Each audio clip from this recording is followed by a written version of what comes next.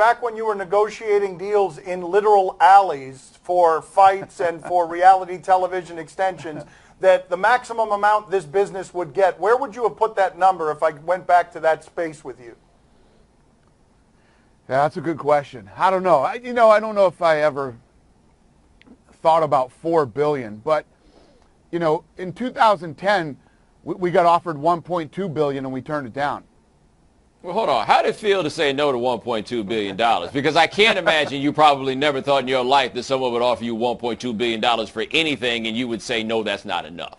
I know. Well, it wasn't that we said no, and without giving too many of the specifics, which really aren't important, I didn't have a great relationship with part of the company that we were negotiating with, and the call lasted about 45 seconds. And I was in Hawaii, and Lorenzo was in Las Vegas, and I got in this huge blow-up during the call, and Lorenzo called me back and goes, well, I guess we're not selling it to those guys. That doesn't seem like being a very good advocate for Lorenzo, what are you doing there? Like, that's not the way to handle that one. Why are you such a hothead? What's the matter with you? Wait a minute, somebody's offering you $1.2 billion, you had an attitude? Honestly. Yeah, that's the way it went. Hey, it all worked out in the long run. If it wasn't for me, maybe we would have sold for $1 billion too. What's the worst you've ever felt watching something happen where you cared about the fighter and the fighter was getting their skull caved in? Yeah, well, Chuck Liddell. Chuck Liddell got knocked out by Rampage Jackson. That was a really tough one for me. And then the Ronda Rousey one was tough. It happens. There's people that you get close to, and when they lose, it's tough. It's one of those things. You got to be happy for the person who's won because it's such a great, achievement for them. Yet on the other side, when you personally care about somebody and you see them go down, it is tough to do. Well, does it work the other way? Because I imagine you might occasionally enjoy watching somebody get kicked in the face. That's a good question right there. Yeah, yes, it does. Yeah, it does. It definitely does. Well, no, but give us a time where you've really enjoyed somebody getting beat up. Well, off the top of my head, I don't know. But, yeah, listen, everybody knows there was a long history between me and Tito Ortiz. Yes, Tito.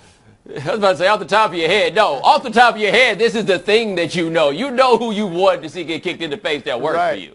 Right. The Patriots won the Super Bowl. Yeah, you know that? That's what we're going to do. So which was the Tito Ortiz fight that you enjoyed the most? Chuck Liddell. He was refusing to fight Chuck Liddell for a long time, and then finally when that fight happened, Chuck knocked Tito out. Chuck actually gave me the gloves and trunks that he wore that night in that fight. Yeah, it was a huge battle between Tito Ortiz, myself, and Chuck Liddell. Did I hear right, or am I misinterpreting that you said if Conor goes and boxes without doing it through the UFC, he's going to have a big problem with you and the UFC? Well, Conor's under contract. Conor's under contract with the UFC, and in the contract it specifically states boxing, wrestling, or any other type of combat sport. So, throughout Conor's career with us here over the last 4 years, I've shown Conor nothing but respect, done things that I normally wouldn't do for other fighters, and Conor has been the same way. There's very few guys who step up on 10 days' notice and fight a completely different opponent.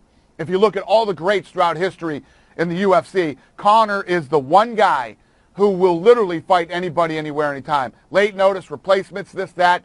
So, I respect the guy, but we have a deal.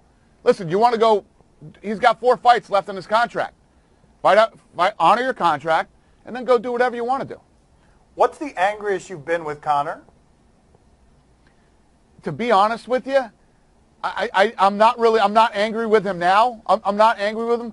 Conor McGregor has been an amazing, force for us. The guy's been incredible. Some of the greatest fights we've ever had, some of the biggest pay-per-views, and I love his attitude. I love he'll step up and he'll fight anybody. I love that about the kid. It's always the most talented, crazy artist-type guys that are always the hardest to deal with, but Conor McGregor is worth every ounce of it.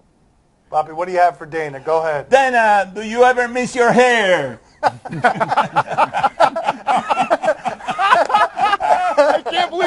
that. We were just talking about this the other day.